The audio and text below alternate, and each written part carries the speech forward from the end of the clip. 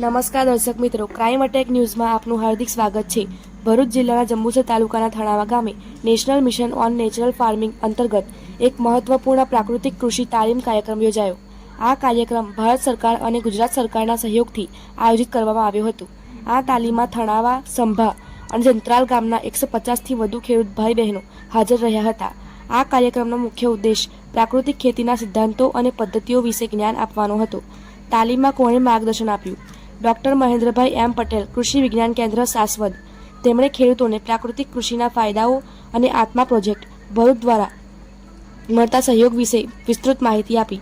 મોતીભાઈ ગોહિલ, ખેડૂત આગેવાન થણાવા, તેમણે પોતાના ખેતરમાં પ્રાકૃતિક રીતે કરેલા હળદર, કેર, ચોળી, પાપડી, ગુવાર, તુવેર અને રીંગણના વાવેતરના અનુભવો શેર કર્યા। આ કાર્યક્રમમાં ખેડૂતોને તેમના પ્રશ્નો અને મૂંઝવણો વિશે ખુલ્લી ચર્ચા કરવાની તક પણ મળી હતી। કૃષિ વિજ્ઞાન કેન્દ્ર ચાસવદ દ્વારા ખેડૂતો માટે ભોજનની પણ વ્યવસ્થા કરવામાં આવી હતી। આ પ્રકારના તાલીમ કાર્યક્રમો ખેડૂતોને ટકાઉ અને પર્યાવરણને અનુકૂળ ખેતી અપનાવવા માટે પ્રોત્સાહિત કરે છે, જે ભવિષ્યમાં કૃષિ ક્ષેત્ર માટે ખૂબ જ ફાયદાકારક સાબિત થશે। જો આપને પ્રાકૃતિક ખેતી વિશે વધુ માહિતી જોઈતી હોય તો જણાવી શકો છો। ક્રાઇમ અટેક ન્યૂઝ સહતંત્ર નગીનભાઈ પરમાર। પછીથી મને થોડો એ ફાયદો એ થયો કે એની આપણે ઘરનો 1 રૂપિયો ખર્ચો કરવાનો આવતો નહીં, બહારથી બજારી વસ્તુ કોઈ લેવાની થતી નહીં। એમાં મુખ્ય મેઇન ફાયદો એ છે। બીજા નંબર મેં હું પ્રાકૃતિક ખેતીમાં હળદર મુખ્ય પાક તરીકે બનાવું છે કે હળદરમાં મને 1 એકરે ઓછામાં ઓછું 400 કિલો પાવડર બને છે અને 400 કિલો પાવડર અત્યારે 300 રૂપિયાના ભાવ વેચું તો 1,20,000 રૂપિયાનું થાય। 30% મજૂરી કાઢી નાખો તો એ તમને ઉપર 90,000 રૂપિયા તો 1 એકરના ઉત્પાદન આપણને મળે જ છે।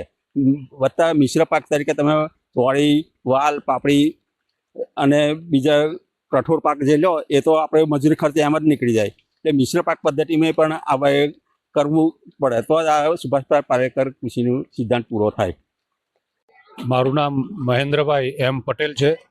હું ભરૂચ જિલ્લાના કૃષિ વિજ્ઞાન કેન્દ્ર ચાસોડ ખાતે વરિષ્ઠ વૈજ્ઞાનિક અને વડા તરીકે કાર્યરત છું। આજે national mission on natural farming અંતર્ગત જંબુસર તાલુકાના થણાવા ગામે નેચરલ ફાર્મિંગ પ્રાકૃતિક કૃષિ પર તાલીમ કાર્યક્રમ રાખેલો હતો, જેમાં 125 ખેડૂત ભાઈ બહેનોએ ભાગ લીધો હતો।